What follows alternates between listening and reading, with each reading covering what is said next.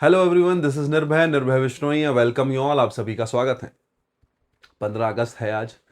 और आप सभी को 15 अगस्त की स्वतंत्रता दिवस की बहुत बहुत शुभकामनाएं। कंडीशनल सेंटेंस हम स्टार्ट करने जा रहे हैं आज। टेंस का टॉपिक हमारा पूरा हो गया है। टॉप 100 क्वेश्चन हमने टेंस के देख लिए हैं और कंडीशनल सेंटेंस हम स्टार्ट करेंगे। टेंस के साथ ही अमूमन कंडीशनल सेंटेंस पढ़ा जाता है। मैं आपसे कहूँ कि कोई अलग टॉपिक है नहीं है।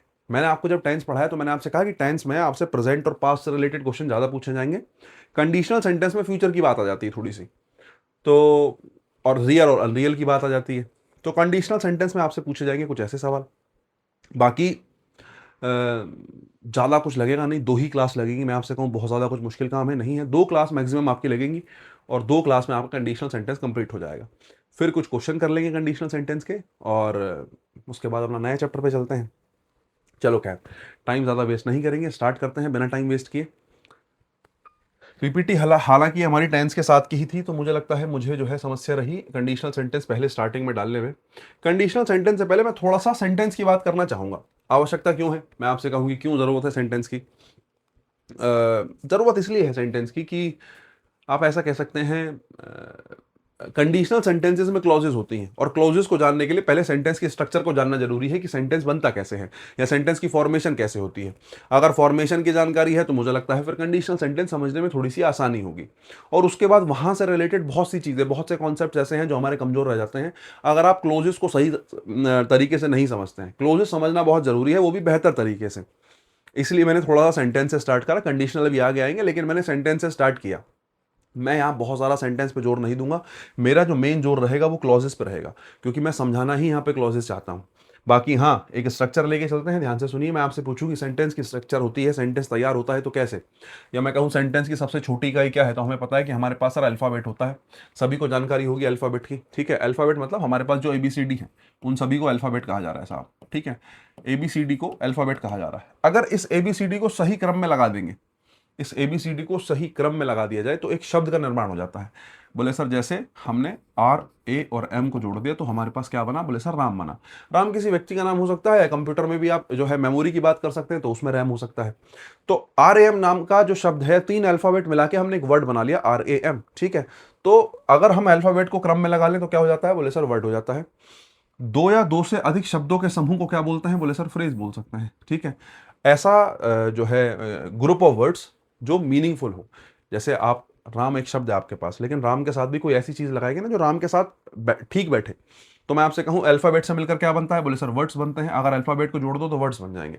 दो या दो से अधिक शब्दों को जोड़ेंगे तो क्या बनेगा, बोले सर फ्रेज बनेगा। दो या दो से अधिक शब्दों को जोड़ेंगे तो फ्रेज बनेगा। बोले सर फ्रेज कैसे बनेगा, जैसे मैंने कहा राम, राम अपने आप में एक अकेला शब्द है।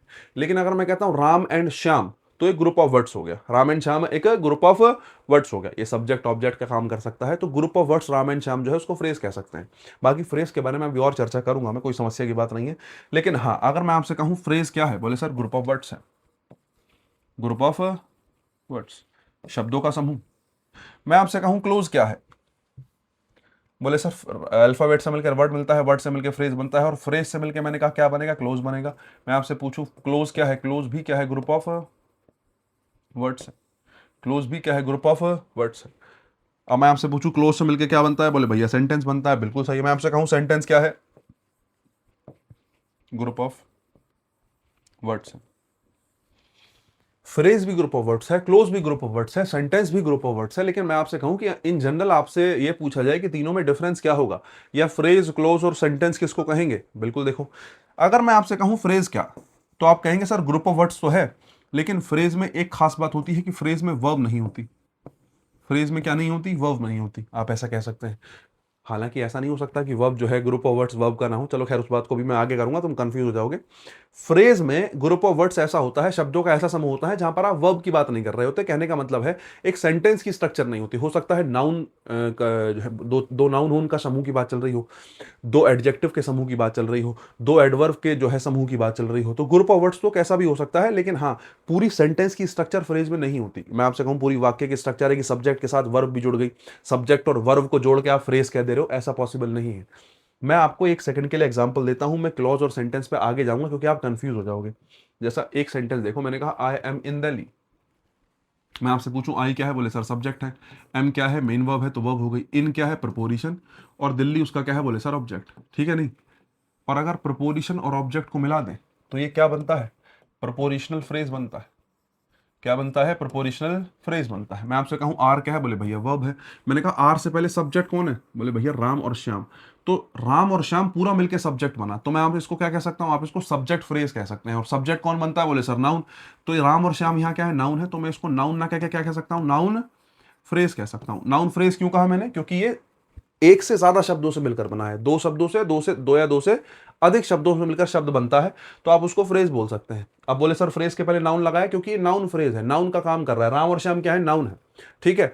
मैं आपसे कहूं प्रपोजिशन और ऑब्जेक्ट मिलकर हमेशा कौन सा फ्रेज बनाएगा, प्रपोजिशनल फ्रेज बनाएगा। तो शब्दों को, समूह को क्या बोलते हैं, फ्रेज बोलते हैं। मैं आपसे कहूं कि भाई यहाँ पे आर फ्रेज हो सकता है, नहीं हो सकता क्योंकि अकेला शब्द है। मैं कहूं एम फ्रेज हो सकता है, नहीं, क्योंकि अकेला शब्द है। लेकिन अगर मैं आपसे कहूं हैज अनाउंस्ड फ्रेज हो सकता है, बिल्कुल हो सकता है।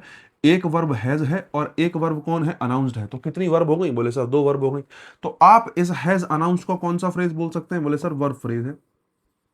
कौन सा फ्रेज है, बोले सर वर्ब फ्रेज है, क्योंकि दो या दो से अधिक शब्दों से मिलकर बना है, वर्ब फ्रेज है। ठीक है। मैं आपसे कहूं आ new retirement scheme, article a लग गया, मैंने कहा लग गया। उसके बाद न्यू रिटायरमेंट स्कीम, स्कीम कौन है, नाउन है। इस नाउन से पहले रिटायरमेंट लगा, न्यू लगा। ये पूरा का पूरा शब्दों से मिलकर ऑब्जेक्ट बना।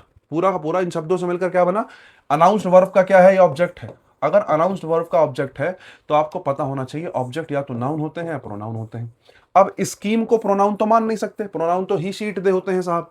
तो ये क्या हुआ, बोले सर ये नाउन हुआ। ऑब्जेक्ट अगर नाउन हुआ और एक से अधिक शब्दों से मिलकर बना है तो मैं इसको क्या कह सकता हूं, बोले सर नाउन फ्रेज कह सकते हैं। मैंने कहा कह सकते हैं, क्यों, क्योंकि दो या दो से अधिक शब्दों से मिलकर बना है, इसलिए इसको क्या कहा गया, बोले सर फ्रेज कहा गया। ठीक है। बोले सर लास्ट में क्या लिखा है, फॉर एम्प्लॉइज। मैंने कहा फॉर क्या है, बोले भैया प्रपोजिशन। प्रपोजिशन के पास हमेशा अपना क्या होता है, ऑब्जेक्ट होता है। तो ये प्रपोजिशन का क्या हो गया, ऑब्जेक्ट। और मैं आपको बता के आया हूं प्रपोजिशन प्लस ऑब्जेक्ट मिलकर प्रपोजिशनल फ्रेज बनाते हैं। प्रपोजिशन प्लस ऑब्जेक्ट मिलके क्या बनाते हैं, प्रपोजिशनल फ्रेज बनाते हैं। तो ये मेरा क्या है, प्रपोजिशनल फ्रेज है। ठीक है। हालांकि प्रपोजिशनल फ्रेज या तो एडजेक्टिव की तरह काम करता है या एडवर्ब की तरह काम करता है, वो सेकेंडरी बात है। ये मैंने आपको पहले बताया भी होगा। कुछ बच्चे सोच रहे होंगे भैया आपने इसको प्रपोजिशनल फ्रेज कह दिया, आपने तो कहा था कि प्रपोजिशन प्लस ऑब्जेक्ट मिलके एडजेक्टिव या एडवर्ब बनता है। मैं आपसे पूछूं है क्या, प्रपोजिशनल फ्रेज है। फंक्शन कैसे करेगा, या तो एडजेक्टिव होगा या एडवर्ब होगा, वो बात अलग है। कुल मिला के ये हो गया आपका फ्रेज के एग्जांपल्स की, ग्रुप ऑफ वर्ड्स को क्या कह सकते हैं, फ्रेज कह सकते हैं। बोले भैया आपने वर्ब वाली पे क्या बात कही थी, मैंने कहा था जो प्रपोजिशनल फ्रेज होता है, जो प्रपोजिशनल फ्रेज कह रहा हूं, जो फ्रेज होता है, किसी भी फ्रेज की आप बात कर रहे हैं, वहां पर सब्जेक्ट और वर्ब का कॉम्बिनेशन कभी नहीं बनेगा। अगर सब्जेक्ट और वर्ब का कॉम्बिनेशन बन गया तो या तो वो क्लोज होगा या वो सेंटेंस होगा, ध्यान रखना। फ्रेज में या तो वर्ब मिली तो वर्ब फ्रेज बन गया, नाउन नाउन मिला तो नाउन फ्रेज बन गया। बोले नाउन से पहले बहुत सारे शब्द आ गए तो क्या बन गया, नाउन फ्रेज बन गया। प्रपोजिशन के साथ ऑब्जेक्ट मिल गया तो जो है प्रपोजिशनल फ्रेज बन गया। लेकिन मैं आपसे कहूं कि सब्जेक्ट और वर्ब का कॉम्बिनेशन कभी फ्रेज में बनेगा, ऐसा नहीं होगा। बात अगर समझ में आई हो तो वापस चलते हैं। मैंने आपसे कहा फ्रेज क्या होगा, वर्ब नहीं होगी। कहने का मतलब है सब्जेक्ट और वर्ब का कॉम्बिनेशन किस में नहीं बन सकता, फ्रेज में नहीं बन सकता। ये बात ध्यान रखना, सब्जेक्ट और वर्ब का कॉम्बिनेशन फ्रेज में नहीं बन सकता। बात आती है साहब क्लोज की। क्लोज क्या है, मैंने कहा ग्रुप ऑफ वर्ड्स है। बोले सर फ्रेज क्या था, ग्रुप ऑफ वर्ड्स था। लेकिन फ्रेज में हमें क्लियर हो गया कि फ्रेज का मतलब कभी सब्जेक्ट के साथ वर्ब जुड़ के नहीं आएगी। हाँ ग्रुप ऑफ वर्ड्स होगा, नाउन का नाउन के साथ जुड़ना हो गया, दो वर्ब हो गई तो उसको जो है फ्रेज कह सकते हैं। लेकिन क्लोज की बात कर लें फिर, बोले सर क्लोज क्या है, तो क्लोज की थोड़ी सी बात कर लेते हैं। ग्रुप ऑफ वर्ड्स है ना, ग्रुप ऑफ वर्ड्स तो है। और इसमें क्या भी इंक्लूडेड होगी, बोले भैया वर्ब भी होगी।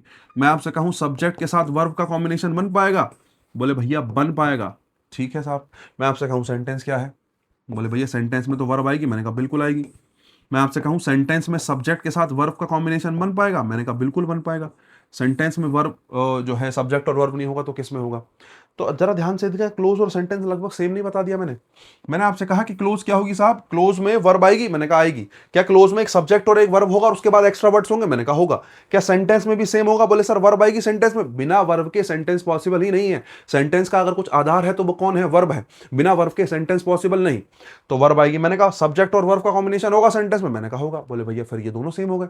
अभी तो तीन सेम थे, मैंने फ्रेज अलग कर दिया कि फ्रेज में सब्जेक्ट वर्ब का जो है एग्रीमेंट नहीं होगा, सब्जेक्ट वर्ब का कॉम्बिनेशन नहीं दिखाया जाएगा, शब्दों का समूह दिखाया जाएगा।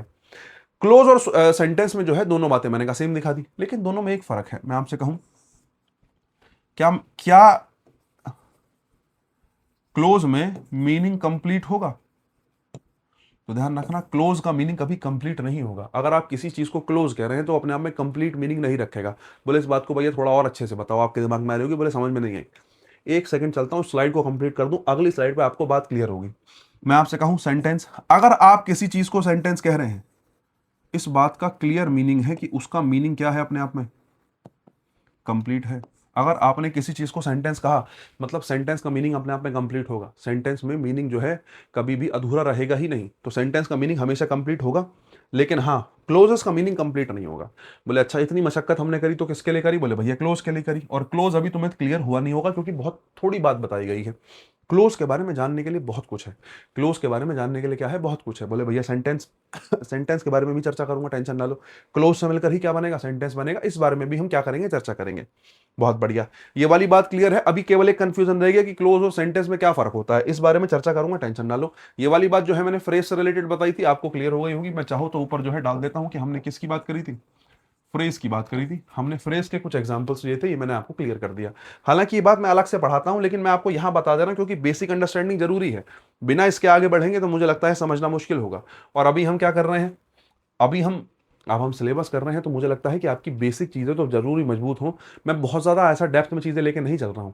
मैं आपसे कहूँ बहुत डेप्थ में लेके चल रहा हूँ, क्योंकि जिस जिस स्टैंडर्ड के लिए हम पढ़ रहे हैं, चाहे हम टीचिंग एग्जाम्स के लिए पढ़ रहे हैं, यूपी टीजीटी के लिए पढ़ रहे हैं, पीजीटी के लिए पढ़ रहे हैं, ग्रामर का लेवल कभी इतना होता ही नहीं है। मैं आपसे कहूँ, पढ़ने के लिए तो और बहुत भी डेप्थ में चीज़ हो सकती है, लेकिन मुझे लगता है बेसिक अगर आपका मजबूत है तो आप प्रैक्टिस के थ्रू बाकी सारी बातें पकड़ सकते हैं। जैसे मैंने ये करा दिया, क्लोज सेंटेंस कराए, या मैंने टेंस कराया। टेंस के मैंने 100 सेंटेंस जब आपको दिए होंगे तो उसमें आपको बहुत सारी बातें अलग सीखने के लिए मिली होंगी, सिलेबस के अलावा भी। लेकिन मैं वही कह रहा हूं, अगर आपके एक आधार बन जाएगा, बेसिक आधार बन जाएगा, तो चीजें समझना आसान होंगी। फिर आप एग्जाम्पल्स के थ्रू बातें समझ सकते हैं। ये बेसिकली आधार ही है ना। इसके आगे की बात कहाँ मिलेगी, एक्सरसाइज में मिलेगी। जैसे मैं देखता हूँ कि एक्सरसाइज वाली वीडियो में बहुत कम व्यूज हैं, क्योंकि हर बच्चे को सिलेबस पढ़ना है, प्रैक्टिस करना हर व्यक्ति के बस की बात नहीं है।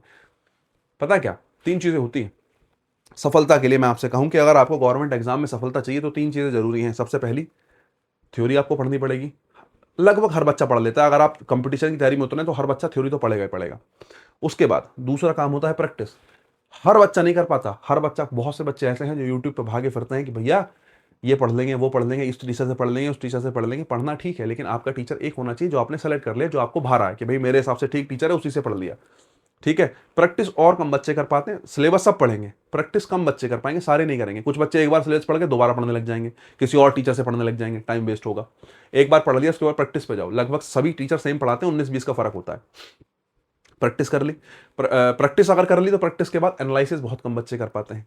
आपने बोले सर मैंने मॉक टेस्ट लगा लिया, लेकिन एनालिसिस करना बहुत आलकस का काम होता है। प्रैक्टिस सेट लगाया, 2 घंटे का आंसर देखे, 2-4 क्वेश्चन चेक करे और बंद कर दिया। जो बच्चा लास्ट तक पहुंच गया ना सही तरीके से, उसका सिलेक्शन कोई नहीं रोक सकता। एनालिसिस बहुत आवश्यक है, और प्रैक्टिस आवश्यक तो है ही, प्रैक्टिस के बाद एनालिसिस भी आवश्यक है। ये 3 स्टेप करने बहुत जरूरी हैं। अगर ये 3 स्टेप नहीं हो पा रहे हैं तो समझ लो समस्या है। वही चीज मैं समझा रहा हूँ।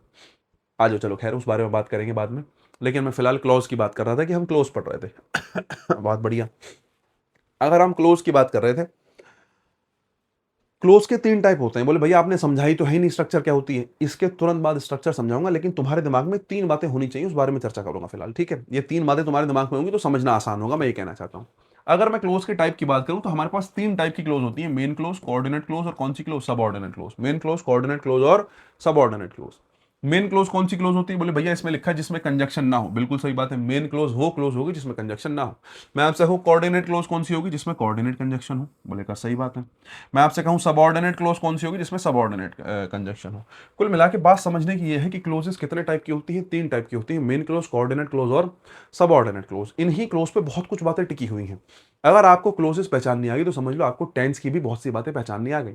मेन क्लोज, कोऑर्डिनेट क्लोज और सबऑर्डिनेट क्लोज, हमारे पास 3 क्लोज है। बोले सर बढ़िया।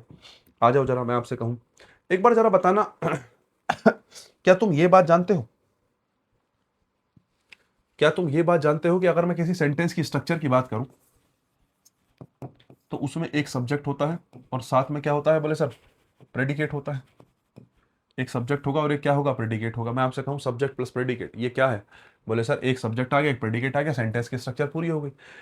सब्जेक्ट और उसके अलावा जो हिस्सा होता है उसको प्रेडिकेट कहते हैं। बात तो जानते होंगे, बड़ी कॉमन सी बात है यार। मैं उम्मीद कर सकता हूं कि आप जानते होंगे। एक जो नाउन राम श्याम सीता गीता ही शीट जो सब्जेक्ट होगा, उसके बाद का जो सारा हिस्सा है वो प्रेडिकेट होगा। मुझे लगता है आप जानते होंगे। ठीक है, बहुत बढ़िया साहब। मैं आपसे कहता हूं कि साहब एक स्ट्रक्चर कुछ ऐसी आपको मिल गई जिसमें एक सब्जेक्ट है, एक प्रेडिकेट है, ठीक है, प्लस बीच में कोई कंजक्शन लगा है, फिर उसके बाद दूसरा सब्जेक्ट है, फिर उसके बाद दूसरा प्रेडिकेट है। मैं आपसे कहूँ आपके सामने एक स्ट्रक्चर ही मिल गई, मैं आपसे कहूँ क्या इसको सेंटेंस कह सकते हैं? बिल्कुल कह सकते हैं। देखो ये तो सेंटेंस ही है। मैं आपसे कहूँ एक सब्जेक्ट है, एक प्रेडिकेट है, कुछ सोचना समझना नहीं है, आप इसको क्या कहेंगे? बोले सर ये सेंटेंस हो गया। बिल्कुल सही बात है, बिल्कुल सही बात है, कोई समस्या नहीं है, सिंपल सेंटेंस है। बोले सर सिंपल क्या होता है? अभी बताऊंगा, चर्चा करेंगे। लेकिन अगर आपको कुछ ऐसी स्ट्रक्चर मिल जाए बड़ी सी, बोले सर क्या बड़ी सी? यहां पर एक सब्जेक्ट था, एक प्रेडिकेट था, कई बार दो सब्जेक्ट हो जाते हैं और दो प्रेडिकेट हो जाते हैं। मैं पूछूं इस स्ट्रक्चर को क्या कह सकते हैं? क्या इस स्ट्रक्चर को सेंटेंस कह सकते हैं? तो बिल्कुल सही बात है, इस स्ट्रक्चर को भी क्या कह सकते हैं? सेंटेंस कह सकते हैं। लेकिन ऊपर वाली स्ट्रक्चर में और उस वाली स्ट्रक्चर में क्या फर्क है? ऊपर वाली स्ट्रक्चर में और उस वाली स्ट्रक्चर में ये फर्क है कि ऊपर वाली स्ट्रक्चर में क्लोजेस का प्रयोग नहीं हुआ, नीचे वाली स्ट्रक्चर में क्लोज का प्रयोग हुआ है। क्लोज क्या होती है साहब? बोले सर देखो जरा, एक सब्जेक्ट आया और एक प्रेडिकेट आया, है ना, एक कंजक्शन आया और कंजक्शन के साथ में पूरी की पूरी एक क्या आई? बोले सर एक क्लोज आई। कंजक्शन के साथ में पूरी की पूरी एक सब्जेक्ट और जो है प्रेडिकेट आया। मैं आपसे कहूं, जब मैंने आपसे पिछली स्लाइड में क्या बताया, मेन क्लोज किसको बोलते हैं? जिसमें कोई कंजक्शन ना हो। मेन क्लोज किसको बोलते हैं? जिसमें कोई कंजक्शन ना हो। जरा देखना, एक चीज ध्यान रखना बच्चे, कंजक्शन अपने हमेशा आगे वाले की जिम्मेदारी लेता है। ये कंजक्शन है, इसकी जिम्मेदारी अपने आगे वाली क्लोज की है, कंजक्शन की जिम्मेदारी अपने पीछे वाली क्लोज की नहीं है। जहां कंजक्शन रखा है उसके जस्ट आगे वाली क्लोज कंजक्शन की है, तो कंजक्शन की क्लोज ये वाली है, ये क्लोज अकेली है।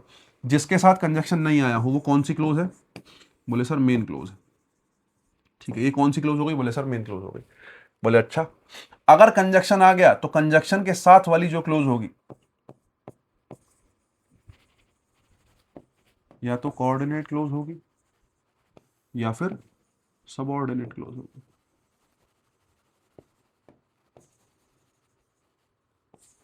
ठीक है, अब मैं आपसे कहूं, बोले सर ये क्या समझा दिया? अगर एक सब्जेक्ट है, एक प्रेडिकेट है, तो उसको मेन क्लोज कहेंगे। अगर उसमें कंजक्शन नहीं है, बिना कंजक्शन की क्लोज मेन क्लोज होती है। अगर आप एक सेंटेंस की स्ट्रक्चर बना रहे हैं और वो क्लोजेस की मदद से बनी है, तो उसमें मिनिमम दो क्लोज हो सकती हैं। एक क्लोज 100% मेन क्लोज होगी, बिना मेन क्लोज के सेंटेंस की स्ट्रक्चर संभव ही नहीं है। एक बात। दूसरी क्लोज कोऑर्डिनेट भी हो सकती है, सबऑर्डिनेट भी हो सकती है। या माना तीन क्लोज हैं, तो एक क्लोज मेन क्लोज होगी 100%, बाकी की जो बची दो हैं, या बाकी की तीन बची हैं, चार बची हैं, पांच बची हैं, कितनी भी क्लोज हैं, एक क्लोज मेन क्लोज होगी, उसके अलावा की जो दो हैं वो कोऑर्डिनेट भी हो सकती हैं, सबऑर्डिनेट भी हो सकती हैं। बोले भैया ये क्या बात बता रहे हो, coordinate subordinate? Coordinate subordinate decide होती है कंजक्शन के आधार पे। किसके आधार पे? कंजक्शन के आधार पे। जैसा कंजक्शन है वैसी क्लोज होती है। बोले भैया कंजक्शन भी कोऑर्डिनेट सबऑर्डिनेट होते हैं? बिल्कुल होते हैं। कंजक्शन दो प्रकार के होते हैं, कोऑर्डिनेट कंजक्शन और सबऑर्डिनेट कंजक्शन। बोले भैया पहचान क्या है? अभी करूंगा चर्चा, फिलहाल ध्यान दो। अगर कोऑर्डिनेट कंजक्शन है तो ये क्लोज कौन सी क्लोज होगी? Coordinate close. अगर सबऑर्डिनेट कंजक्शन है तो ये कौन सी क्लोज होगी? Subordinate close. ये बात आपको पता होनी चाहिए, बहुत जरूरी बात है, इसके बिना काम नहीं चलेगा साहब। ठीक है, ये कौन सी क्लोज हो गई? Main close. अब बोले भैया अब ध्यान से देखो, मैंने आपसे क्या कहा था, प्रेडिकेट का मतलब क्या है? इसके अंदर वर्ब आई होगी। बोले सर आई होगी। तो सब्जेक्ट और वर्ब का कॉम्बिनेशन होगा तो उसको क्लोज कहेंगे। सब्जेक्ट और वर्ब का कॉम्बिनेशन होगा तो उसको क्या कहेंगे? क्लोज कहेंगे।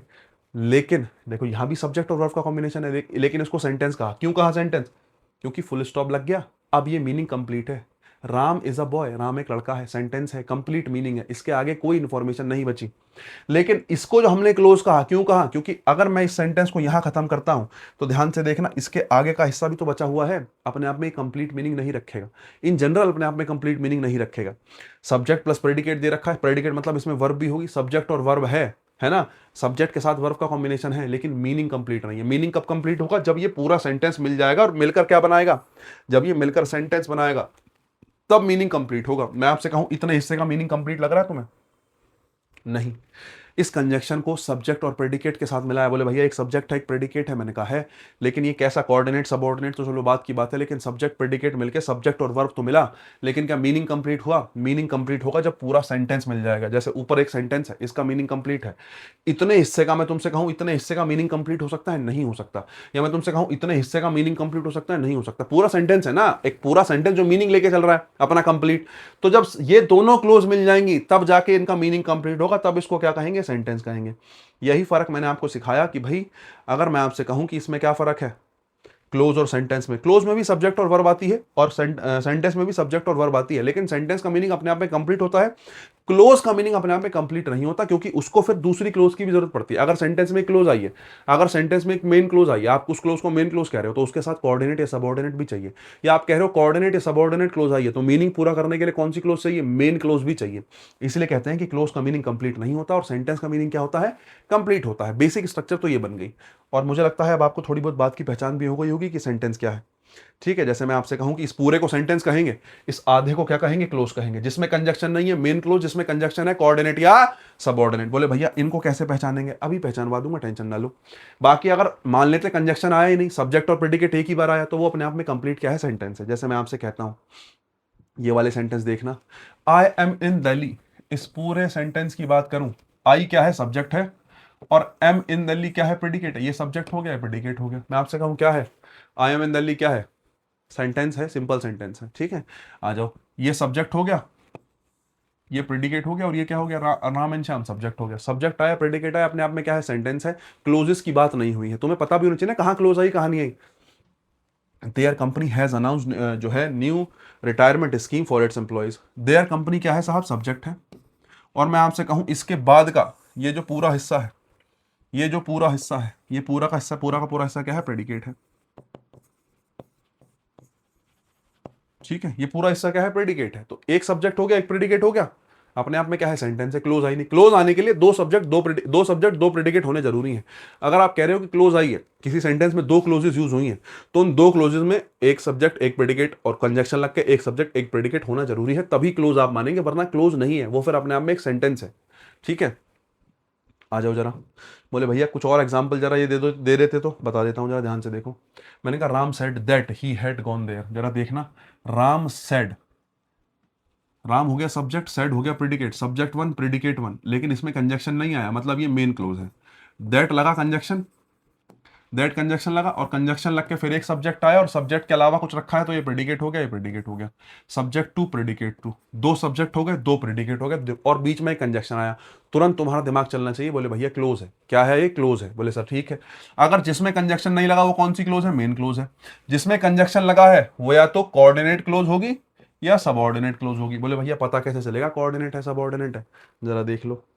अगर तुम्हें लगता है, कंजक्शन दो प्रकार के होते हैं, कोऑर्डिनेट कंजक्शन और सबऑर्डिनेट कंजक्शन। बोले भैया पहचानने का तरीका, आ जाओ जरा। अगर तुम्हें लगता है कहीं तुम्हें फैन बॉयज लिखा मिल गया, एफ से होता है फोर, ए से होता है एंड, एन से नोर, बी से बट, ओ से और, वाई से एट, एस से सो, अगर तुम्हें इनमें से कोई भी कंजक्शन मिल जाता है, अगर तुम्हें इनमें से कोई भी कंजक्शन मिल जाता है, तो समझ लो वो कैसा कंजक्शन है, कोऑर्डिनेट कंजक्शन। और कोऑर्डिनेट कंजक्शन से मिलकर कौन सी क्लोज बनती है, कोऑर्डिनेट क्लोज। सिंपल सी कहानी है। अगर फैन बॉयज के अलावा, एक्सेप्ट मतलब अलावा, फैन बॉयज के अलावा, बोले सर जितना आफ्टर है, बिफोर है, डब्ल्यू एच फैमिली है, सिंस है, ठीक है, आफ्टर है, बिफोर है, ये इनमें से कोई भी मिल जाए, एज मिल जाए, सिंस मिल जाए, बिफोर मिल जाए, आफ्टर मिल जाए, कुछ भी मिल जाए आपको कंजक्शन, सबके सब सबऑर्डिनेट कंजक्शन है, और सबऑर्डिनेट कंजक्शन से सबऑर्डिनेट क्लोज बनती है। अब मुझे बताओ दैट कैसा कंजक्शन है। फैन बॉयज में टी तो आता ही नहीं है, टी नहीं आता, मतलब ये सबऑर्डिनेट कंजक्शन। अगर ये सबऑर्डिनेट कंजक्शन, इसका मतलब ये कैसी क्लोज है, सबऑर्डिनेट क्लोज है। ये कैसी क्लोज है, सबऑर्डिनेट क्लोज है। बहुत बढ़िया, क्लोजेस पहचाननी आनी चाहिए, तुमसे पेपर में पूछ सकता है कि ये कौन सी क्लोज है। I completed the homework and Sunil helped me in that. I हो गया सब्जेक्ट साहब, subject one, completed the homework हो गया, कंप्लीटेड द होमवर्क हो गया प्रेडिकेट वन, एंड आ गया हमारा कंजक्शन, एंड आ गया हमारा कंजक्शन, सुनील फिर से सब्जेक्ट, और हेल्प्ड मी इन दैट हमारा प्रेडिकेट। तो एक सब्जेक्ट एक प्रेडिकेट, मतलब दूसरा सब्जेक्ट दूसरा प्रेडिकेट, दो सब्जेक्ट दो प्रेडिकेट बन जाएंगे, मतलब क्लियर सी बात है कि भैया क्लोजेस आई हैं। जिसमें कंजक्शन नहीं लगा, कौन सी क्लोज, मेन क्लोज, और जिसमें कंजक्शन लगा है वो कंजक्शन के हिसाब से डिसाइड होगी। एंड कैसा कंजक्शन है, कोऑर्डिनेट कंजक्शन है। फैन बॉयज में एफ से फोर, ए से एंड। अगर एंड कोऑर्डिनेट कंजक्शन तो मैं पूछूं ये कौन सी क्लोज है, तो आप कहेंगे बोले भैया ये कोऑर्डिनेट क्लोज है। ये कौन सी क्लोज है, कोऑर्डिनेट क्लोज है। बात समझ में आ गई, बहुत बढ़िया। आ जाओ जरा, एक सेकंड और बता देता हूं थोड़ी सी बात। अगर मैं क्लोजेस की बात करूं, तो एक चीज ध्यान रखना, मेन क्लोज अपने आप में स्वतंत्र होती है, किसी पर निर्भर होने की इसको आवश्यकता नहीं है। वैसे तो ये बात मैंने डिटेल में बताई है सेंटेंस एंड इट्स टाइप में। अगर आप सुपर टेट की सीरीज में जाएंगे, वैसे तो एक सिलेबस सब पढ़ सकते हैं, मैं शुरू से कहता आ रहा हूँ, आपको ग्रामर पढ़नी है, ग्रामर सबके लिए सेम है। मैं ऐसा स्टैंडर्ड रख ही नहीं रहा हूँ कि किसी खास एग्जाम के लिए बन रहा हो या कैसा हो। मैं बेसिक बातें पढ़ा रहा हूँ सारी, और बेसिक ही आता है पेपर में। आप इस सीरीज की सबसे पहली और दूसरी क्लास दे सकते हैं, sentence and its types part 1 और पार्ट 2। वो हरे रंग का पोस्टर सा होगा, ब्लैक और ग्रीन कलर का, वो देख लेना, वो 2 क्लासेस हैं। अगर आपको स्वतंत्र का और ये निर्भर होने का बहुत गहरा कॉन्सेप्ट समझना है, सेंटेंस बहुत बेहतर तरीके से समझना है, इससे ज़्यादा डिटेल में जानना है, वहाँ जाके देख सकते हो, तुम्हारी इच्छा है। ये हो गई मेन क्लोज जो स्वतंत्र होती है, ये हो गई कोऑर्डिनेट क्लोज जो कि क्या होती है, स्वतंत्र होती है। ठीक है, लेकिन सबऑर्डिनेट क्लोज जो है वो स्वतंत्र, बड़ा साफ स्वतंत्र लिख दिया मैंने।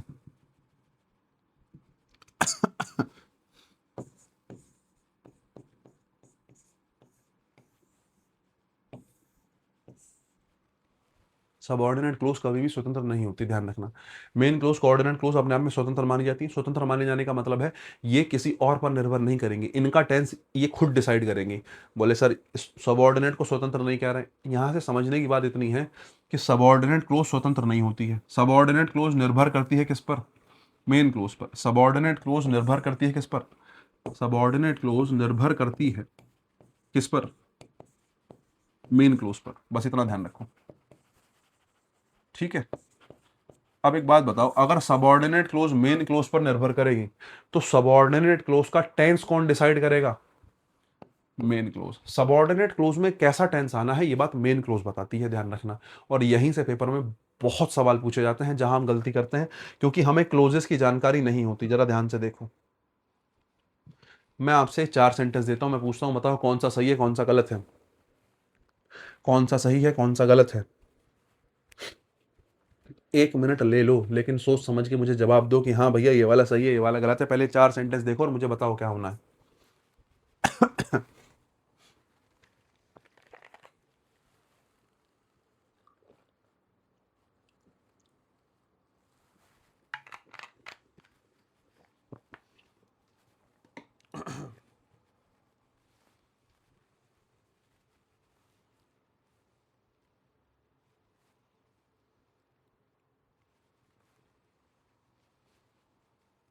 पेन कहाँ रख दिया मैंने चलते चलते। आया कुछ समझ में भाई? हम्म। देखो सबके अपने लॉजिक होंगे इसमें, ठीक है, लेकिन मैं कहता हूँ कि बहुत ज़्यादा लॉजिक की आवश्यकता नहीं है, बहुत ज़्यादा ऐसा आवश्यकता नहीं है कि तुम्हें बहुत ज़्यादा लॉजिक लगाने की ज़रूरत है। कई बार ऐसा होता है बिना लॉजिक के भी काम चल जाता है। बिना लॉजिक मतलब बिना मीनिंग के काम चल जाता है, मेरा कहना है। जैसे कल एक बच्चे कमेंट आया, बोले भैया थोड़ा मीनिंग भी बता दिया करो। मैंने देखा, और बात सही है। अब मैं खास करके ये बात हमेशा ध्यान रखता हूँ कि मैं हिंदी मीडियम के बच्चों को पढ़ा रहा हूँ, या अगर मैं हिंदी मीडियम को लेकर चलता हूँ तो अंग्रेजी मीडियम तो समझ ही लेगा, लेकिन हिंदी मीडियम वाले के लिए अंडरस्टैंडिंग जो है बहुत ज़्यादा मैटर करती है। उसको ऐसा लगता है कि यार मीनिंग मुझे पता होगा तो मैं सॉल्व कर दूंगा, लेकिन मैं ये कहता हूँ कि बहुत ज़्यादा कई बार मीनिंग की आवश्यकता नहीं भी होती। आपको ज़रूरत नहीं है कि आपको मीनिंग की जानकारी हो, कई बार बिना मीनिंग के भी काम चल जाता है ना। बहुत ज़्यादा परिश्रम की आवश्यकता नहीं है कि बहुत ऐसा बहुत मेहनत करी जाएगी तो ही मीनिंग निकालेंगे और मीनिंग निकाल के ही आंसर मिल जाएगा। कोई ऐसी खास ज़रूरत नहीं होती, हो सकता है बिना मीनिंग के भी काम चल जाए। चलो खैर, मैं कुल मिला के बात ये कहना चाहता हूँ, अगर तुम्हारे दिमाग में कुछ बात आई है तो मैं बताऊं तुम्हारे दिमाग के हिसाब से ये भी सही है ये भी सही है ये भी सही है और ये भी सही है। अब देखो ध्यान से देखना, कुछ बच्चों ने इन तीनों में से एक जरूर गलत लगाया होगा। यहाँ पे सेज आया है, यहाँ पर गोज आया है, यहाँ पर सेज आया है, यहाँ पर वेंट आया है, यहाँ पर सेज आया है, यहाँ पर विल गो आया है। ठीक है, बहुत सारी बातें हुई। बोले सर पता नहीं क्या कह रहे हो, जरा देखो समझाता हूँ। ये देखो, मैंने कहा सबऑर्डिनेट क्लोज जो है वो किस पर निर्भर करती है, मेन क्लोज पे। सबऑर्डिनेट क्लोज जो है वो किस पर निर्भर करती है, मेन क्लोज पे। सबऑर्डिनेट क्लोज का टेंस कौन डिसाइड करेगा, मेन क्लोज। बोले भैया अच्छा, मैंने कहा देखो जरा, मेन क्लोज क्या होती है, अगर मेन क्लोज प्रेजेंट में है जिसमें कंजक्शन नहीं आया। मेन क्लोज क्या होती है, जिसमें कंजक्शन नहीं आया। अगर मेन क्लोज में टाइम प्रेजेंट में दे रखा है तो ध्यान रखना, सबऑर्डिनेट क्लोज में टाइम प्रेजेंट, पास्ट और फ्यूचर तीनों में से किसी में भी आ सकता है, कोई समस्या की बात नहीं है। बोले ये क्या बात कही आपने, जरा देखो। मैंने कहा मेन क्लोज कौन सी है, जरा देखो, जिसमें कंजक्शन नहीं आया कौन सी क्लोज, मेन क्लोज। जिसमें कंजक्शन नहीं आया कौन सी क्लोज, मेन क्लोज।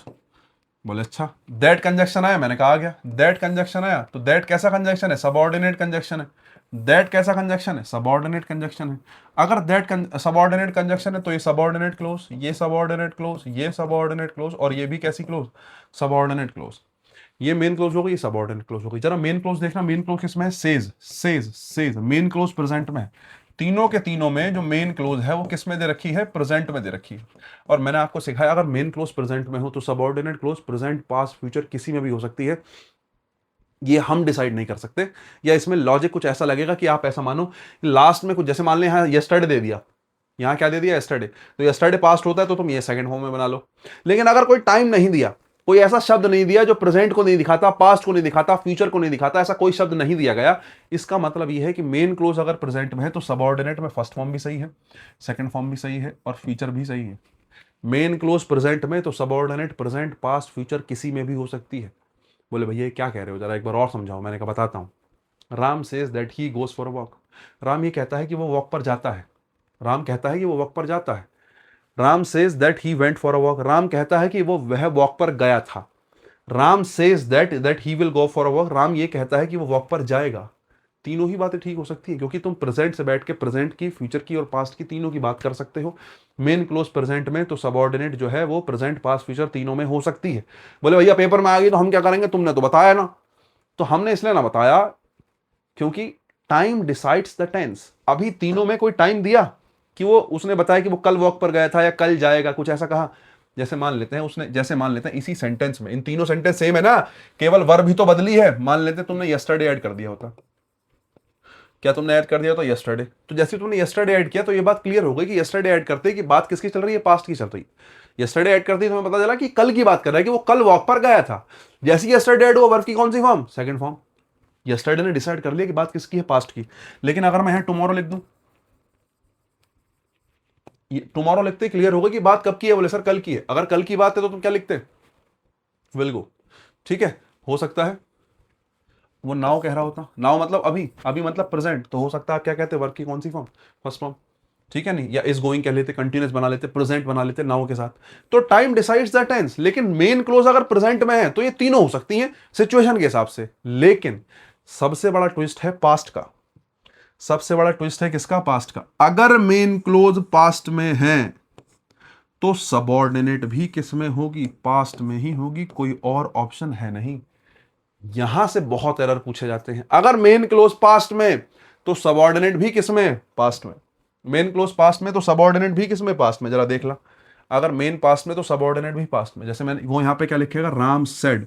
सेड मतलब वर्ब की कौन सी फॉर्म? Second form. मतलब बात किसकी हो गई? पास्ट की हो गई। मेन क्लोज पास्ट में। मैं आपसे कहूं तो सबऑर्डिनेट, सबऑर्डिनेट भी पास्ट में। अब यहां पे वो हैज गॉन लिख दे, हैज गॉन की जगह मान लेते हैं वो ही गोज लिख दे। अब हमें समझ में नहीं आ रहा, हम तो मीनिंग निकाल रहे हैं। राम ने कहा था वह वॉक पर जाता है, हैं? अरे मीनिंग तो बाद में आएगा भाई। तुम ये तो समझो कि मेन क्लोज पास्ट में तो सबऑर्डिनेट भी किसमें?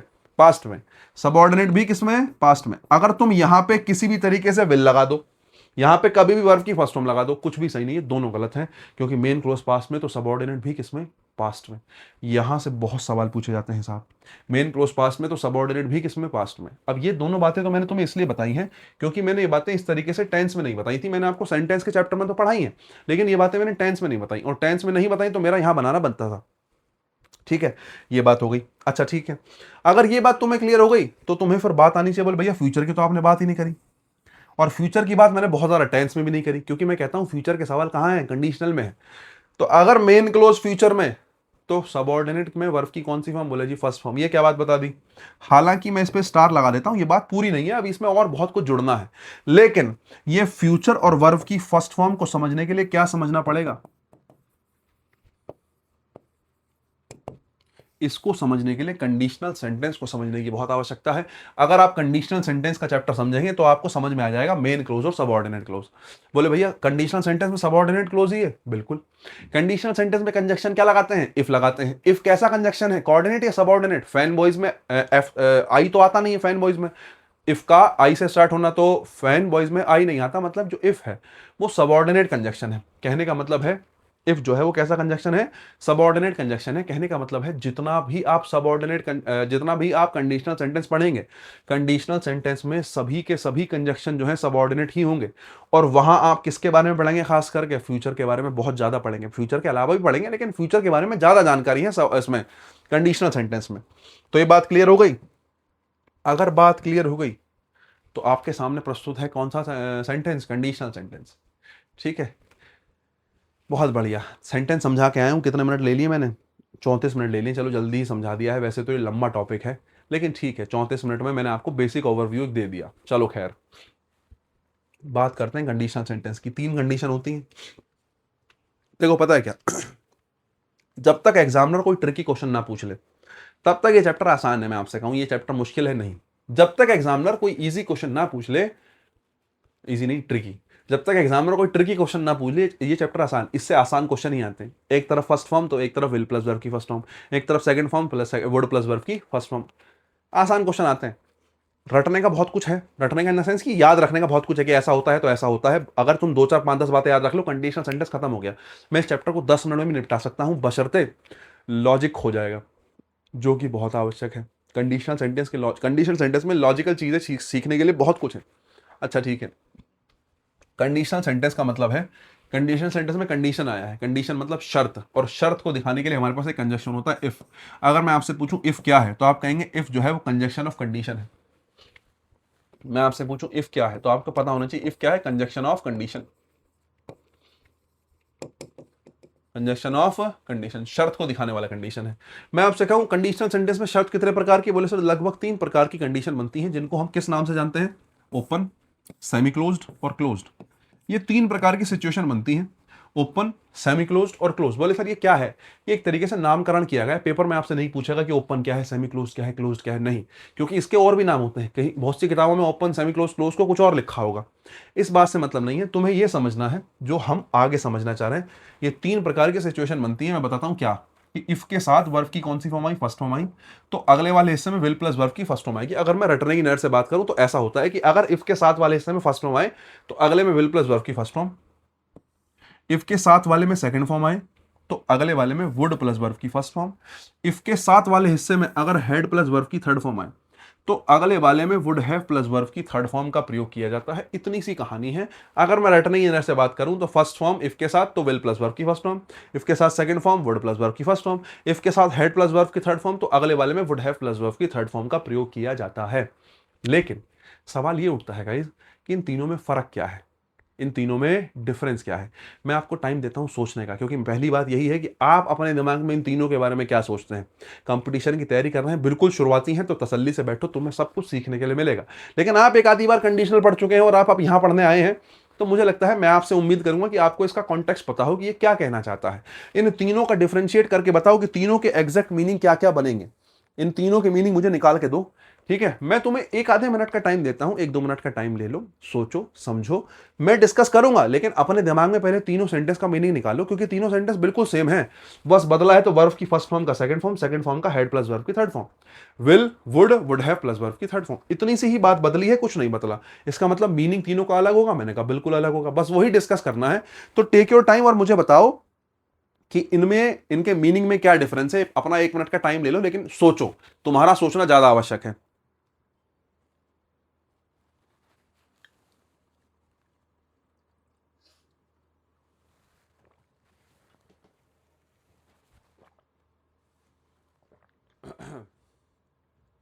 पता नहीं क्या ही सोच रहे होंगे तुम लोग।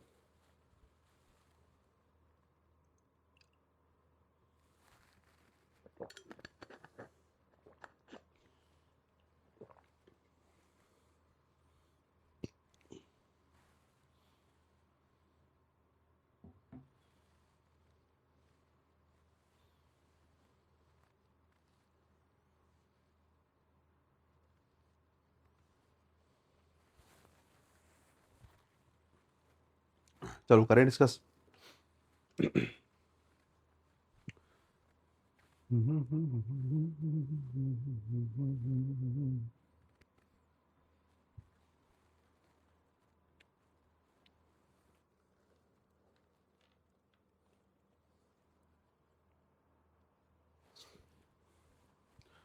देखो भाई, आज हम थोड़ी सी मीनिंग की बात कर लेते हैं, मुझे लगता है समझ आपकी डेवलप हो जाएगी, तो अगली बार कभी धोखा नहीं खाओगे, कभी सेंटेंस कुछ ऐसा वैसा आ गया तो।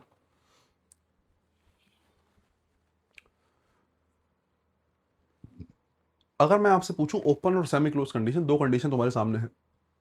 If we reach on time we will get the train, if we reached on time we would get the train. दोनों में बस इतना फर्क है, फर्स्ट फॉर्म है सेकंड फॉर्म है। फर्स्ट फॉर्म के साथ विल प्लस वर्ब की फर्स्ट फॉर्म आती है, सेकंड फॉर्म के साथ वुड प्लस वर्ब की फर्स्ट फॉर्म आती है। ठीक है, बढ़िया।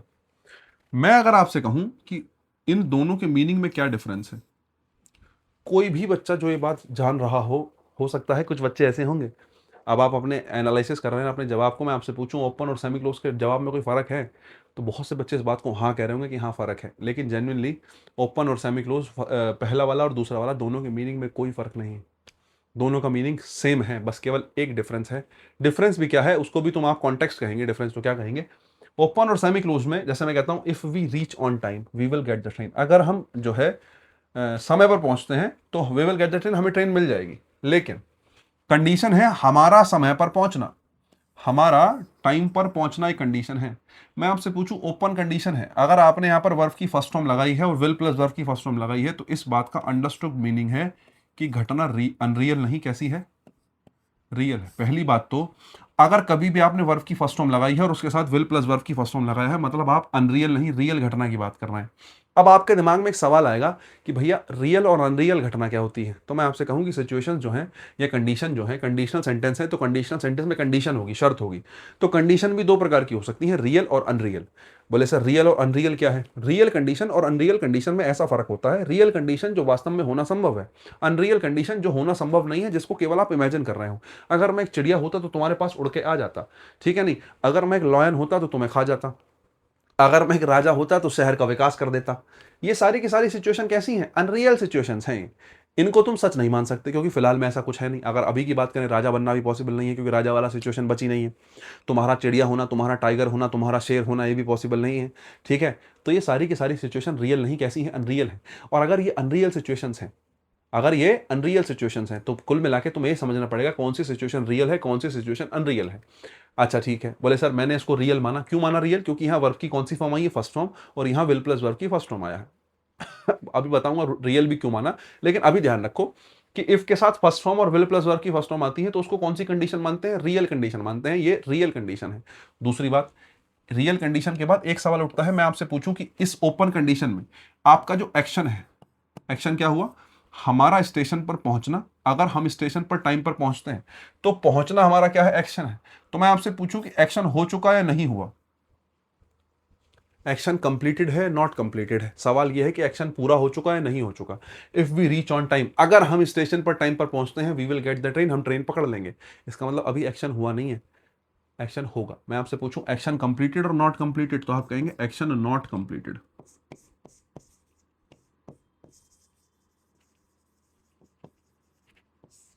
है ना? मैं आपसे पूछूं कि action completed, action not completed, ठीक है। अच्छा ठीक है, एक बात और, अगर ये कंडीशन रियल है तो मैं आपसे पूछूं कि इसके होने की संभावना है या नहीं? क्या ऐसा हो सकता है कि वो टाइम पर पहुंचे, या ऐसा हो सकता है वो टाइम पर ना पहुंचे? दोनों बातें पॉसिबल है ना। अगर मैं कह रहा हूं वो अगर हम टाइम पर पहुंचते हैं तो हम ट्रेन पकड़ लेंगे, इसका मतलब इस घटना के होने की संभावना है भी और नहीं भी है। ये बहुत इंपॉर्टेंट बात है लास्ट वाली, ठीक है। तीन चीजें तुम्हें पता हो, पहली बात तो तुम्हें पता हो घटना रियल है, रियल के बाद एक्शन जो है वो कंप्लीट नहीं हुआ, नॉट कंप्लीटेड है, एक्शन कंप्लीट नहीं हुआ। मैं आपसे पूछूं घटना के होने की प्रोबेबिलिटी क्या है, संभावना क्या है? घटना पूरी हो भी सकती है और नहीं भी हो सकती है। क्यों? क्योंकि रियल घटना है, अभी टाइम हुआ नहीं है। हो सकता है 9 बजे की ट्रेन हो, आप 8 बजे बात कर रहे हो और आप हल्का सा लेट हो गए, तो आप इमेजिन कर रहे हैं इस बात को कि if we reach on time, अगर हम टाइम पर पहुंचे तो we will get the train, हम ट्रेन पकड़ लेंगे। अब 8 बजे से 9 बजे तक की घटना है, फ्यूचर का एक्शन है, हो सकता है टाइम पर पहुंच जाए, हो सकता है टाइम पर ना पहुंचे। तो जो फ्यूचर की घटना है अंदाजा लगाया जा रहा है साहब, हो सकता है पहुंचे, हो सकता है ना पहुंचे। अब दोनों ही बातें अगर हैं, पहुंचना ना पहुंचना, तो वही बात है। घटित हो भी सकता है, घटित नहीं भी हो सकता है, हो भी सकता है, नहीं भी हो सकता है, रियल घटना है। बोले अच्छा सेमी क्लोज की क्या परिभाषा है साहब? अगर आप किसी घटना को सेमी क्लोज के तरीके से बना रहे हैं, अगर आप किसी घटना में वर्ब की कौन सी फॉर्म लगा रहे हैं? इफ के साथ सेकंड फॉर्म लगा रहे हैं, और अगले वाले में वुड प्लस वर्ब की कौन सी फॉर्म लगा रहे हैं? फर्स्ट फॉर्म लगा रहे हैं, तो यहां वर्ब की सेकंड फॉर्म आती है, और आपको पता होगा या तो सेकंड फॉर्म ना लगाते हैं तो कई बार क्या लगा देते हैं, वर लगा देते हैं। सेकंड फॉर्म नहीं मिलती है तो किसका यूज करते हैं, वर का यूज करते हैं। अगर आपने इफ के साथ सब्जेक्ट सिंगुलर हो या प्लूरल हो, उस बात से मतलब नहीं है किसका यूज किया, सेकंड फॉर्म का या वर का यूज किया, तो 100% ये वाली घटना को रियल नहीं कैसा माना जाएगा, अनरियल माना जाएगा। पहली बात तो ये है, पहली बात यह है कि ये घटना कैसी है, अनरियल है, रियल घटना है ही नहीं। बोले सर कैसे, अरे तुमने वर्ब की सेकंड फॉर्म या फिर वर का प्रयोग किया। वर का प्रयोग जो होता है, वर भी कौन सी फॉर्म है, सेकंड फॉर्म है। Is am are first form होती है, वाज वर सेकंड फॉर्म होती है। अगर तुमने वर का प्रयोग किया या सेकंड फॉर्म का प्रयोग किया इसके साथ, इसका मतलब वर जो होता है वो पास्ट सब्जेक्टिव मोड को दिखाता है। आप बोले सर पास्ट सब्जेक्टिव मोड क्या है, मत जानो, इतना जानो कि अगर वर का प्रयोग किया है तो वो रियल नहीं, कैसा एक्शन है, अनरियल एक्शन है। किसका ऐसा एक्शन है, अनरियल। सेकंड फॉर्म या वर का प्रयोग किया, अनरियल एक्शन। बहुत बढ़िया, कैसा एक्शन, अनरियल एक्शन। मैं आपसे पूछूं एक्शन कैसा है, कंप्लीटेड है, कंप्लीटेड नहीं है। बोले भैया वर्ब की सेकंड फॉर्म है, सेकंड फॉर्म मतलब पास्ट, पास्ट मतलब एक्शन तो पूरा हो गया होगा। गलत, ये रियल नहीं, कैसी घटना है, अनरियल घटना है।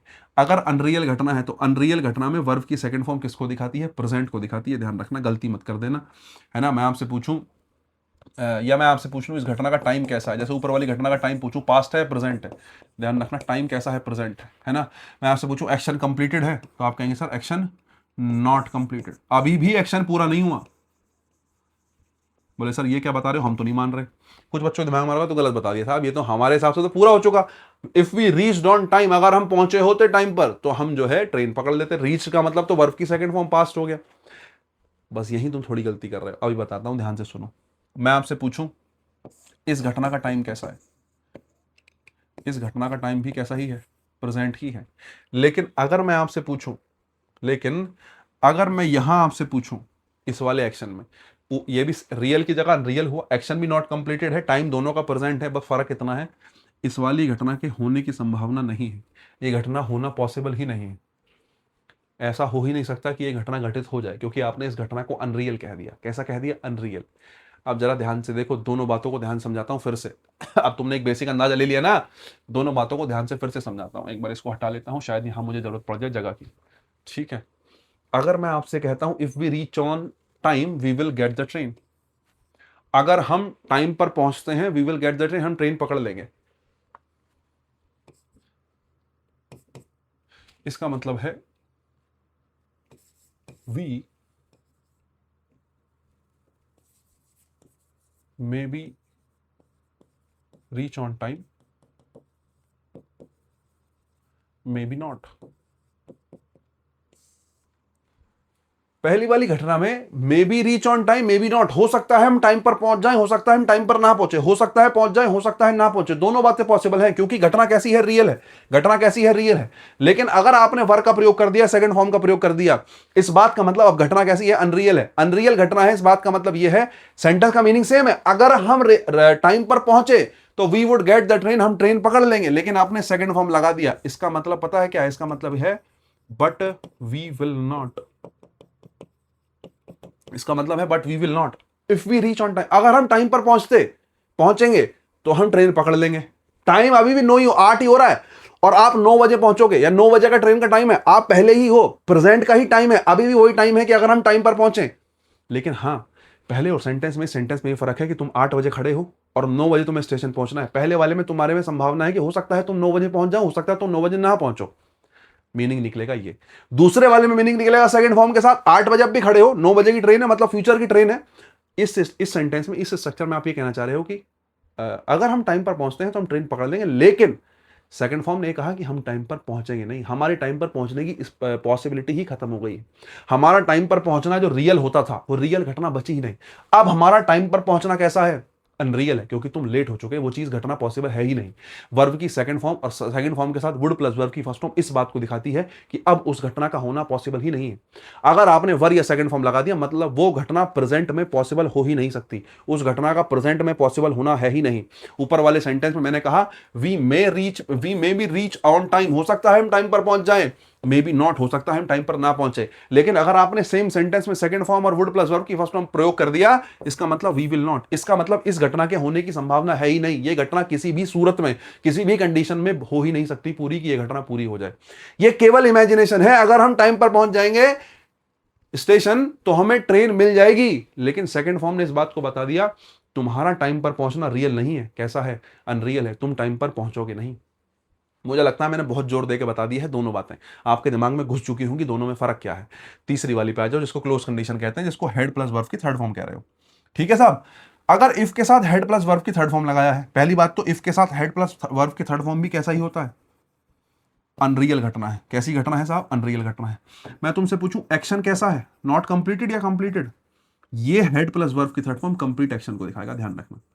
ये दिखाएगा कि एक्शन कैसा है, कंप्लीटेड है, काम पूरा हो चुका है, तुम्हारा पहुंचना ना पहुंचना पूरा हो चुका है, मतलब घटना जो है पास्ट की। अगर काम पूरा हो चुका है, इस बात का मतलब है, अब मैं आपसे पूछूंगी टाइम का, इस सेंटेंस का टाइम कैसा है, इस सेंटेंस का टाइम कैसा है, तब आप कहेंगे टाइम इसका प्रेजेंट नहीं, इसका टाइम क्या है, पास्ट है। बोले भैया पास्ट कैसे पता चला, हेड प्लस वर्ब की थर्ड फॉर्म से, हेड प्लस वर्ब की थर्ड फॉर्म से पास्ट पता चला। बोले भैया ये तो अभी तो सेकंड फॉर्म से ही पास्ट पता चलना चाहिए था। अभी बताऊंगा, रुको 2 मिनट। मैं आपसे पूछूं क्या इस एक्शन के घटित होने की संभावना है, तो आप मना करेंगे क्योंकि ये घटना कंप्लीट हो चुकी है। जब घटना ही पास्ट की है, जब घटना पास्ट की है तो क्या इसका पूरा होने की संभावना है, नहीं, अब पूरा नहीं होगा, बात गुजर चुकी है। इसके प्रेजेंट में पॉसिबल होने की, प्रेजेंट में घटित होने की, या इस घटना के ही घटित होने की संभावना नहीं है। जरा देख लो, if we had reached on time we would have got the train. तुम पिछले टाइम की बात कर रहे हो, अगर हम टाइम पर पहुंचे होते तो हमें ट्रेन मिल गई होती। पहुंचे होते मतलब बात कब की है, प्रेजेंट की है, पास्ट की, पास्ट की। इन दोनों में है, अगर हम टाइम पर पहुंचेंगे तो ट्रेन मिल जाएगी, दोनों का मीनिंग अगर हम टाइम पर पहुंचेंगे तो ट्रेन पकड़ लेंगे। हो सकता है पकड़ लें, हो सकता है ना पकड़ पाए। हम ट्रेन नहीं पकड़ पाएंगे क्योंकि घटना अनरियल है। हम ये मान रहे हैं कि हम बहुत लेट हो चुके, अब ट्रेन पकड़ना पॉसिबल नहीं है। If we had reached on time, अगर हम टाइम पर पहुंचे होते तो ट्रेन पकड़ ली होती, लेकिन टाइम पर नहीं पहुंचे तो हम पकड़ भी नहीं पाए ट्रेन। बोले सर कैसे पता चलेगा, अनरियल एक्शन है, हेड प्लस वर्ब की थर्ड फॉर्म आई, मतलब पास्ट का अनरियल एक्शन, प्रेजेंट का अनरियल नहीं, पास्ट का अनरियल। मैं आपसे पूछूं ये कैसा एक्शन है, open condition, first form will plus verb की फर्स्ट फॉर्म, प्रेजेंट का रियल एक्शन। मैं पूछूं वर्ब की second form would plus verb की फर्स्ट फॉर्म क्या है, प्रेजेंट का अनरियल एक्शन। दोनों में क्या फर्क है, प्रेजेंट का रियल एक्शन, प्रेजेंट का अनरियल एक्शन। मैं पूछूं हेड प्लस वर्ब की third form would have plus verb की थर्ड फॉर्म क्या है, पास्ट का अनरियल एक्शन। पास्ट का कैसा एक्शन, अनरियल एक्शन। बात समझ में आ गई।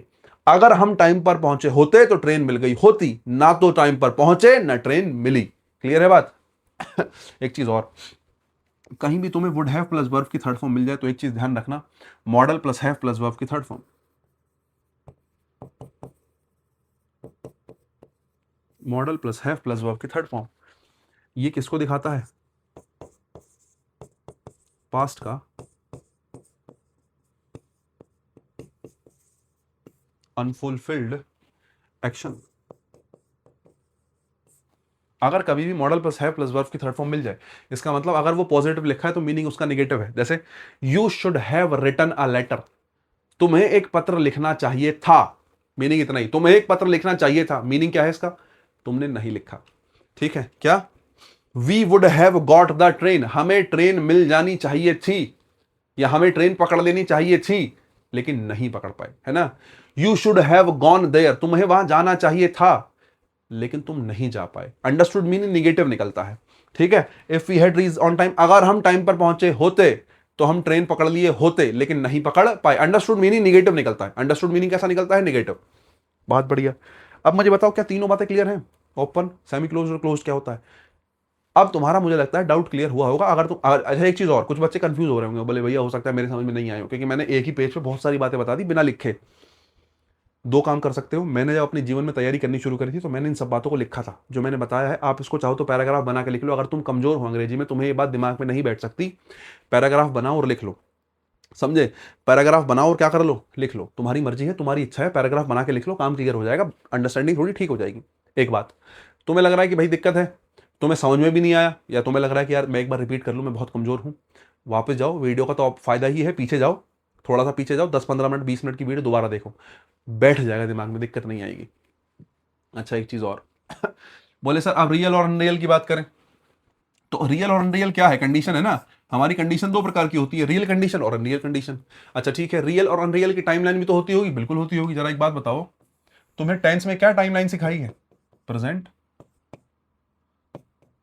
फ्यूचर, फ्यूचर ऑफ फ्यूचर, ठीक है, पास्ट,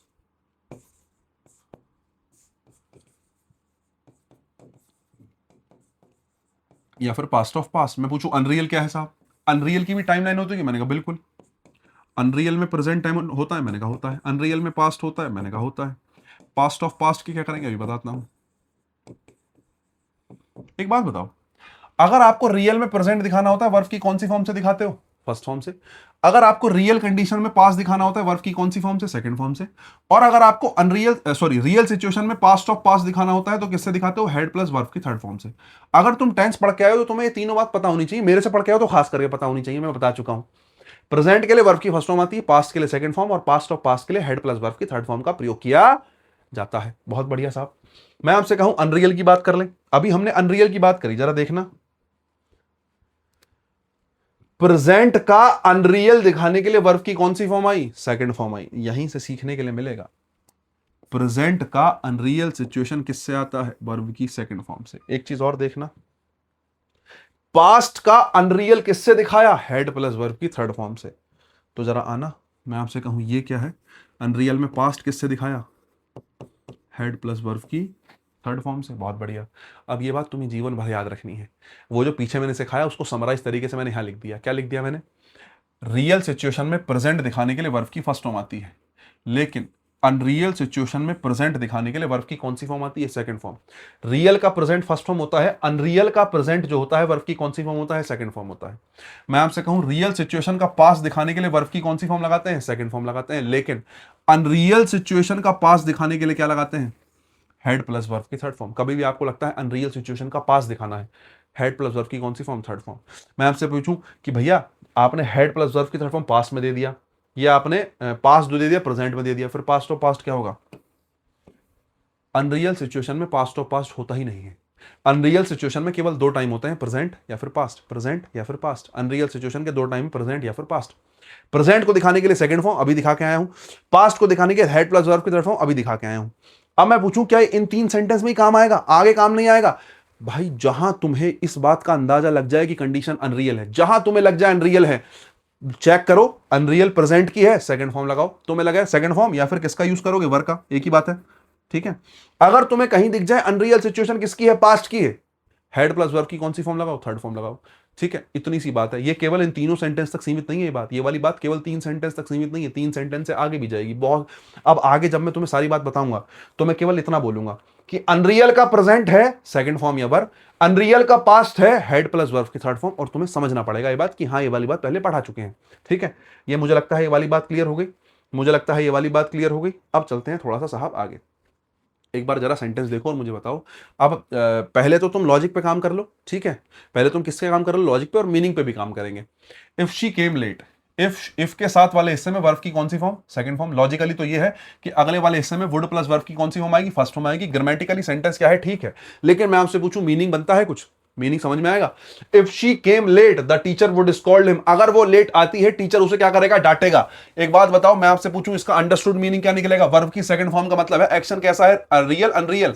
बोले सर एक्शन कैसा है? अनरियल है। सेकंड फॉर्म देख के एक बात क्लियर हुई कि अनरियल है, लेकिन सेकंड फॉर्म वाले एक्शन का एक बात क्लियर होती है कि उसके घटित होने की संभावना नहीं होती, कि वो एक्शन घटित नहीं होगा, उस एक्शन के होने की पॉसिबिलिटी है ही नहीं जब आप वर्ब की सेकंड फॉर्म लगाते हैं। अभी सिखा के आया हूं, अब जरा मीनिंग देखो। If she came late the teacher would scold him, अगर वो लेट आती है तो टीचर उसको डांटेगा, लेकिन अंडरस्टूड मीनिंग क्या है? But she will not. इसका अंडरस्टूड मीनिंग है कि वो लेट आएगी ही नहीं। क्यों? हमें पता है कि वो आज तक लेट नहीं आई। अभी टाइम हो रहा है 8 बजे, फिर वही बात 9 बजे उसको कोचिंग पहुंचना है या स्कूल पहुंचना है, कहीं पहुंचना है, टीचर के पास पहुंचना है, पहुंचने के लिए तो हम अंदाजा लगा रहे हैं कि अगर वो लेट आए तो टीचर उसको डांटेगा। अगर तुम्हें कहना है हो सकता है डांटे, हो सकता है वो लेट आए, हो सकता है वो लेट ना आए, यहां लगाओ वर्ब की फर्स्ट फॉर्म, यहां लगाओ विल प्लस वर्ब की फर्स्ट फॉर्म। लेकिन हमें पता है कि वो कभी लेट आज तक नहीं आई, तो आगे भी लेट नहीं आएगी। अंडरस्टूड है? 100% श्योर है हम इस बात को कि वो लेट नहीं आएगी।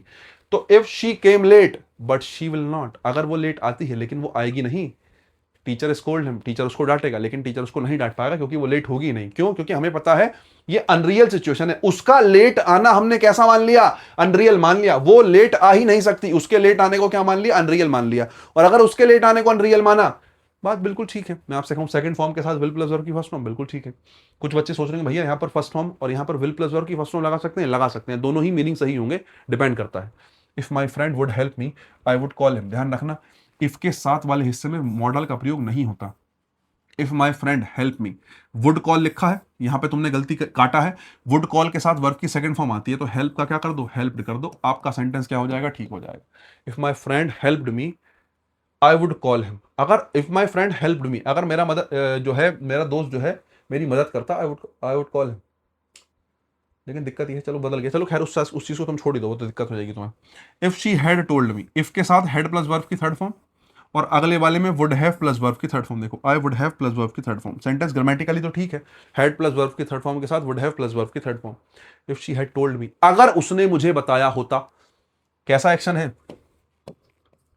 पास्ट का कैसा, अनरियल, पास्ट का अनरियल एक्शन, और ये घटना घटित होने की संभावना नहीं है, ये पॉसिबल ही नहीं घटित हो जाए।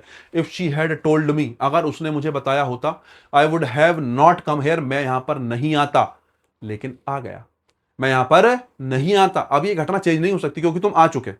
अगर उसने मुझे बताया होता तो मैं यहां पर आता ही नहीं, तुम यहां पर आते ही नहीं, लेकिन तुम अब आ चुके हो, तो घटना घटित हो चुकी है, वापस नहीं हो सकता ऐसा कुछ।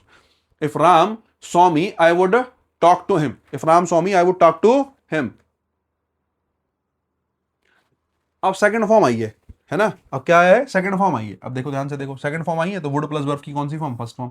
अब इसके मीनिंग की बात करें, सिचुएशन कैसी होगी, बोले सर अनरियल होगी। कैसी होगी, अनरियल होगी। दूसरी बात कब की होगी, प्रेजेंट की अनरियल होगी। घटित होने की संभावना है, नहीं है।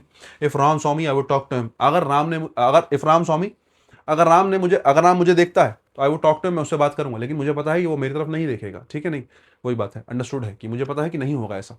कुल मिला के आप इस बात को ध्यान रखो, सेकंड फॉर्म के साथ वुड प्लस वर्ब की फर्स्ट फॉर्म, ठीक है। अब कुछ बच्चे सोच रहे होंगे भैया ये बात तो केवल जो आपने समझाया, इसकी आवश्यकता ही क्या है, आवश्यकता पड़ेगी बहुत से एग्जांपल्स में। कई बार ऐसा होता है अनरियल से कोई ऐसा एग्जांपल आ जाए जहां पर उस घटना का रियल होना पॉसिबल ही नहीं है और वो वर्ब की फर्स्ट फॉर्म में बना दिया हो, तो आपको चेंज करना पड़ेगा सेकंड फॉर्म में। बहुत सी जगह सिचुएशन ऐसी बन जाती है जहां आपको अंडरस्टैंडिंग की जरूरत पड़ती है, और फिर वही बात है, नहीं भी जरूरत पड़ रही है तो आपको लॉजिक तो मैंने बता दिया। बोले सर क्या लॉजिक, जरा देखो, ये लॉजिक तुम्हें बता दिया मैंने, क्या कि इफ जो है कंजक्शन ऑफ कंडीशन होता है, इफ के साथ में जो रखा होता है वो कंडीशन होती है, और इफ के सामने वाला जो हिस्सा होता है उसको क्या बोलते हैं, रिजल्ट बोलते हैं। इफ के साथ जो रखा होता है कंडीशन होती है, क्योंकि इफ क्या है, कंजक्शन ऑफ कंडीशन है, और उसके आगे वाले हिस्से में क्या रखा होता है, बोले भैया रिजल्ट रखा होता है। क्या, इफ के साथ वाले में अगर फर्स्ट फॉर्म हो तो अगले वाले में विल प्लस वर्ब की फर्स्ट फॉर्म, साथ वाले में सेकंड फॉर्म हो तो अगले में वुड प्लस वर्ब की फर्स्ट फॉर्म। सेकंड किसने लिख दिया रे, वुड प्लस वर्ब की फर्स्ट फॉर्म। अगर इफ के साथ वाले में हैड प्लस वर्ब की थर्ड फॉर्म हो तो अगले वाले में वुड हैव प्लस वर्ब की थर्ड फॉर्म का प्रयोग किया जाता है। ये तो बेसिक अंडरस्टैंडिंग है जो मैंने आपको दे दी। अगर इसी से काम चल रहा है अच्छी बात है, लेकिन अगली बार ये बात पक्की है कि जीवन में तुम कभी फंसोगे नहीं ऐसे सेंटेंसेस में। एग्जाम्पल्स में तुम्हें और दूंगा, इसके आगे बहुत सारे एग्जाम्पल्स हैं, लेकिन मुझे लगता है आज के लिए हमारी जो है कहानी यही हम रोकनी चाहिए। इसके आगे कहानी को पहुंचाने की आवश्यकता अगली क्लास में होगी। 1 घंटा हो चुका है, क्लास आपकी पूरी हो गई है, तो मुझे लगता है आज के लिए इतना रखते हैं, बाकी काम कल करेंगे। मिलते हैं ब्रेक के बाद। लाइक कमेंट शेयर सब्सक्राइब कर दिया करो। क्लास अगर पसंद आई है तो कमेंट कर दिया करो। आजकल हाइप वाला ऑप्शन भी आया है, अगर आप दबा दोगे तो मुझे लगता है शायद वो बेहतर होगा हमारे चैनल के लिए और आप सभी के लिए ही। बाकी क्या, मिलते हैं ब्रेक के बाद, अगली क्लास में मिलते हैं, कंडीशनल की सेकंड क्लास में, और कंडीशनल अगली क्लास में कंप्लीट कर लेंगे। मिलते हैं ब्रेक के बाद। Good night everyone.